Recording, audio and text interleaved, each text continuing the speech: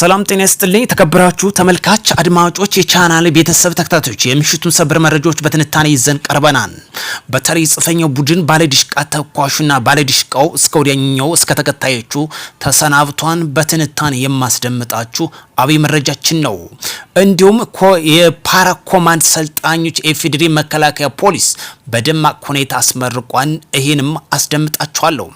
የኢንዱስትሪ ፓርክ ጠቅላይ ሚኒስትር ዶክተር አብይ በተገኘበትም በደማቅ ሁኔታ ተመርቋን። እንዲሁም በማርቆስ የአማራ ክልል ፕሬዝዳንት አቶ አረጋ ከበደ የአየር መንገድ የተሰራውን ዛሬ የስራ ማስጀመሪያ መርሃ ግብርም አካሂደዋል።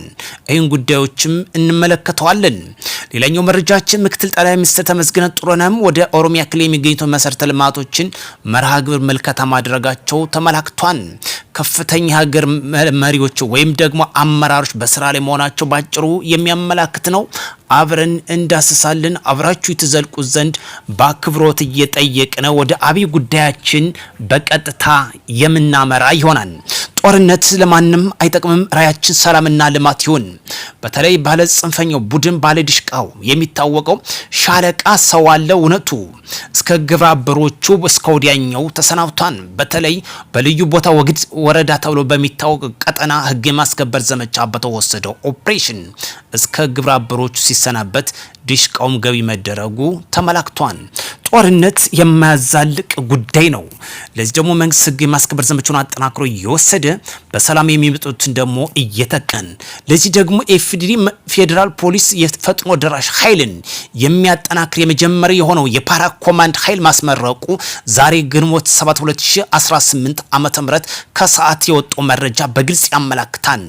የፓራ ኮማንድ ፖሊስ ተመራቂዎች ከተለያዩ የሀገራት ብሔረሰቦችና በልዩ ሁኔታ ተመልምለው ሽብርተኝነትን፣ ጽንፈኝነትን እንዲሁም ድንበር ዘለል ወንጀሎች በብቃት በመከላከል ሀገራችን ሰላምና ደህንነት የሚያረጋግጥ ፖሊሲያዊ ኃላፊነታቸውን በብቃት መወጣት የሚያስችለውን የንድፍ ሐሳብና የመስክ ስልጣናቸውን እንዲሁም የስነ ምግባራቸውን የሚገነቡ ፖሊሲያዊ ባህሎችና እሴቶች በስልጣና ማግኘታቸውና በደማቅ ሁኔታ መመረቃቸው ተመላክቷል። የፓራ ኮማንድ ኃይል መደበኛ ፖሊስ ኃይል ከሚሰራው በተለየ ኦፕሬሽኖች ወይም የፖሊሲያዊ ግዳጆችን በመወጣት በሚያስችል መልኩ የሰለጠነ መሆኑን በመግለጽ ስልጣናው በተቋሙ ታሪክ ለመጀመሪያ ጊዜ በተቀናጀና በፍጹም በተደራጀ መልኩ በራስ አቅም መሰልጠኑን የተወጣው መረጃ ያመላክታል። ፓራ ኮማንድ ኃይል የሽብርተኝነትን፣ የጽንፈኝነትን እኩይ ሴራ በብቃት መወጣትና መመከት የሚያስችል የተደራጀን የታጠቁ ወንጀል ቡድኖችን በማንኛው ቦታ ላይ የማስቀረት በከፍተኛ ሁኔታ የተቀናጁ አድመኞችን በብቃት መከላከልና መቆጣጠር ንጹሃን ዜጎችን አስቸጋሪና የጸጥታ ሁኔታ ውስጥ ሲገቡ ማደን የሚያስችል አቅም የፈጠረ መሆኑም ተመላክቷል።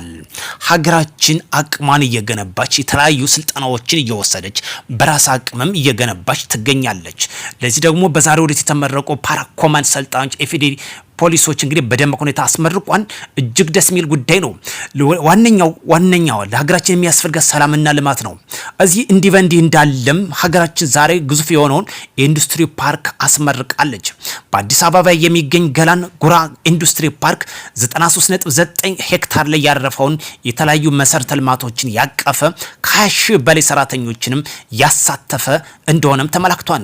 116 የማምረቻ ቦታዎች እንዳሉት ምቹ ሰፋፊና ምርት ማከማቻ እንዳሉት 356 ቢሮዎች ያሉት 248 ሱቆች ያሉት ሆቴሎች እና እንዲሁም በአንድ ጊዜ 400 በላይ መኪኖች ማቆም የሚችል ፓርክ ግዙፍ የተባለውን ጠቅላይ ሚኒስትር ዶክተር አብይ በተገኘበት መመረቁ ተመላክቷል።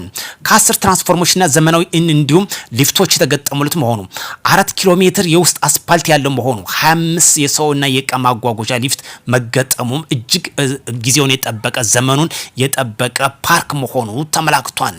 ይህ ፓርክ በራስ አቅም ብቻ የተገነባ ከማንም ውጭ ዕዳ ብድር ሳይጠይቅ የተገነባ መሆኑን በሰፊው ተመላክቷል። ሰላም ይቅደም፣ ልማትና ልማት ራያችን ይሁን። ጦርነት በየትኛውም አቅጣጫ አይጠቅምም፣ አያዛልቅም። እንዲህ እንዳለም በተለይ አዲሱ የአየር መንገድ እንግዲህ በማርቆስ የአማራ ክልል ፕሬዝዳንት አቶ አረጋ ከበደ በተገኙበት የስራ ማስጀመሪያ መርሃ ግብር በደማቅ ሁኔታ መርቀው አስጀምረዋል። ዛሬ ኢንዱስትሪ ፓርክ አስመርቀናል።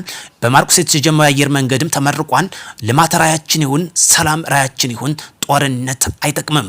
እንዲሁም ምክትል ጠቅላይ ሚኒስትር ተመስገን ጥሩነህ በኦሮሚያ ክልል መሰረተ ልማቶችን እንዲሁም የግብርናውን ዘርፍ የሚያመላክት ምልከታ በማድረግ የችግኝ ተከላ መርሃ ግብርም እንዲሁም አሻራቸውን አስቀምጠዋል።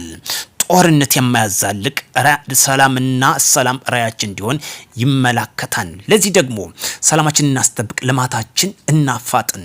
ህወሓት እብደቱ እንደቀጠለ ነው። ሻቢያም ደግሞ ድርድሯን እንደቀጠለች ነው።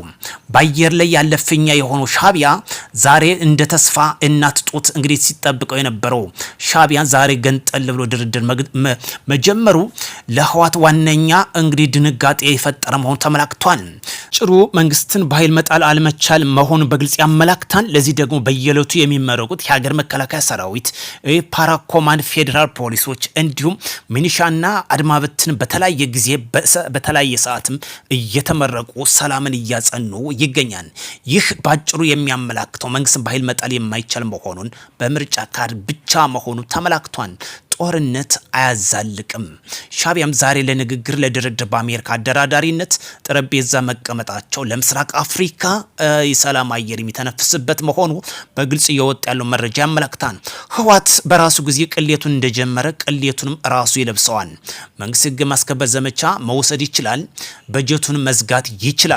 ህወሓት ዛሬ ኦክሲጅን እየተነፈሰ የሚገኘው በፌዴራል መንግስት የሚደረግለትን ድጎማ ለመከላከያ ወይም ለራሱ ላደረጀው ታጣቂ ድጎማ በማድረግ እየተጠቀመበት እንደሆነ የፌዴራል መንግስት በአጽንኦት ያውቃል።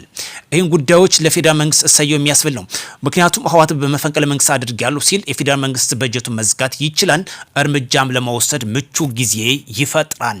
ጦርነት አያዛልቅም። ሰላም ለሀገራችን ያድርግ። ዛሬ ተመራቂዎች በእጅጉ ደስ የሚል ነው። እነዚህ ፓራ ኮማንዶች ልዩ ፓራ ኮማንድ በሰልጣና ብቃት እንዳላቸው ነው የተመላከተ የሚገኘው። በልዩ ሁኔታ እንደተመረቁ ነው የሚያመላክተው። ፈጣን ምላሽ መስጠት የሚችሉ ከዚህ በፊቱም በተለየ ሁኔታ ነው የተገለጸ የሚገኘው። ስለዚህ መንግስት እንግዲህ ትጥቁንም ስልጠናውንም እያዘመነ እንደሚገኝ ያመላክታል። በአንድ እጅ ሰላም በአንድ እጅ ልማትን እያፋጠነ ይገኛል። ራያችን ሰላምና ሰላም ልማት ብቻ ይሁን። ጦርነትና ጦርነት አይጠቅምም፣ ይውደን። በሌላ መረጃ እስክንገናኝ ውድ ቻናል ቤተሰብ ተከታታዮች አዲስ የሆናችሁ ሰብስክራይብ፣ ቤተሰብ ሆናችሁ ላይክ፣ ሼር ማድረጋችሁን እንዳትረሱ። መልካም ምሽት እንዲሆንላችሁ ከወዲሁ ተመኘው።